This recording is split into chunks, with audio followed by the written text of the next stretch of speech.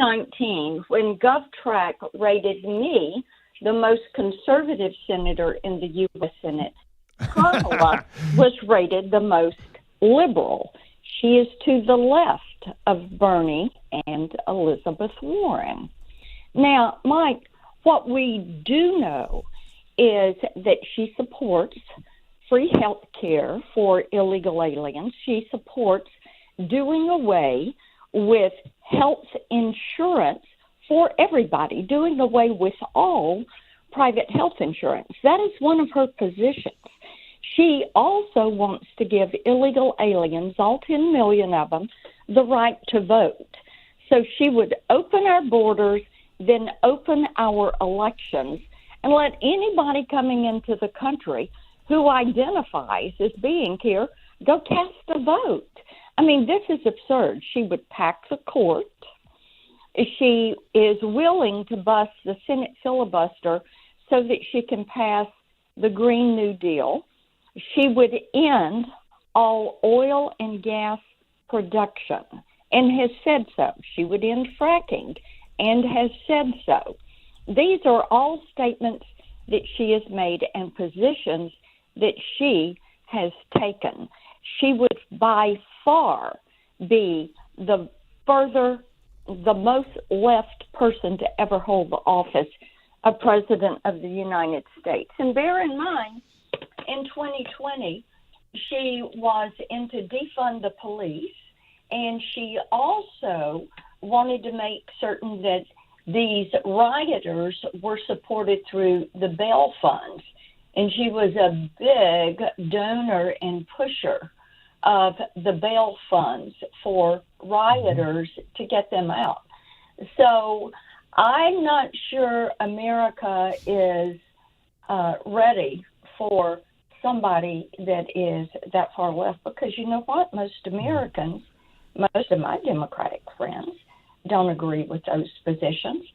And when they find out that she is further left than Bernie and Elizabeth, who they chose not to vote for in the Democratic primary, they're stunned and they're surprised. But we've got Kamala in her own words on those positions. So your caller, Steve, may want to argue with that. And he may want to say those that illegally enter the country are ready for free health care. I don't know if Steve's thought about the next question is, okay, how would you even begin to pay for that? It would be free health care for the world. How do you pay for that? Yeah, well, that's clearly not in this thought process. And I'm sure you saw by now that GovTrack, that nonpartisan GovTrack, deleted the page of Kamala Harris's 2019 Senate scorecard. Oh, go to my website, MarshaBlackburn.com. I think we've got the archive on that one. It's so great. I want to talk about your bill that they're talking about today, but I have to talk to you about your interaction with the head of the Secret Service at the Republican National Convention, where you had an altercation with her. I don't know why she was even there. That was pretty bold for her to show up. So I want to ask you about that altercation and why you chose to have it. But now that she's resigned, we had a caller call in earlier and say, is there any sort of criminal liability that she could have that we could still go after?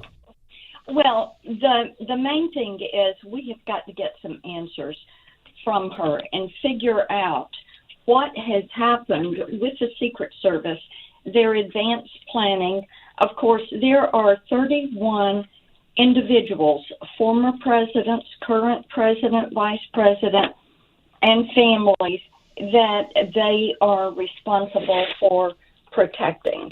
President Trump had asked for additional security. There is the Iranian group trying to kill him. And so there was a request, and it was denied. And we are trying to get to the bottom of those issues surrounding it. Now, the Secret Service Director, Kim Cheadle, had a phone call with all senators. We had that on Wednesday afternoon at 2 Central Time. And several of us were in the queue to ask questions when all of a sudden the host on the queue said, oh, there are no more questions in the queue and the call is over. So I was relaying all of this to Team Trump, as we were at the convention, they said, "Oh, she is in the building." And I couldn't believe it. Well, she had come to Milwaukee to host a cocktail party for who she termed the Secret Service partners. And that cocktail party was taking place in a suite right above where we were. So 4 of us decided to walk up, introduce ourselves to her, ask if we could have a few minutes of her time. She denied that, and instead of moving to a quiet place where we could ask her some questions, because she didn't want to interrupt the enjoyment of her guest, she decided to walk away from us and then break into a run. And she had more bodyguards than Donald Trump had. And as you can see, she had no answers. And our understanding is she left Milwaukee and the party she was hosting, and she went to Aspen and gave a speech, and then came to Congress on Monday with no more answers than she had for us the Wednesday prior. Still had not been to the site, had not reassembled the Secret Service team, the other federal agency officers that were there, the state and local officers, and do basically a recap of what transpired. So when you have that kind of conduct, Mike, you don't get any lessons learned. It becomes a CYA exercise.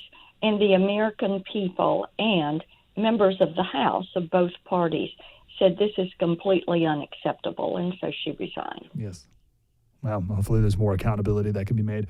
I know you got to run, Senator, but is it today your Kids Online Safety Act is being debated? Yes. We are going to move forward on it on the Senate floor today. We'll finish it either today or Monday. We are thrilled. Yeah, this is good. Congratulations. This is bipartisan, yes. Which is maybe sometimes a warning flag, but in this case, this one's a winner, yes, especially because you, the most conservative member of the Senate, are behind it. We will chat more about it, Senator. We're grateful for it and grateful for you. Thanks. Bye. Thank you, ma'am. Have a great day. That's Marsha Blackburn.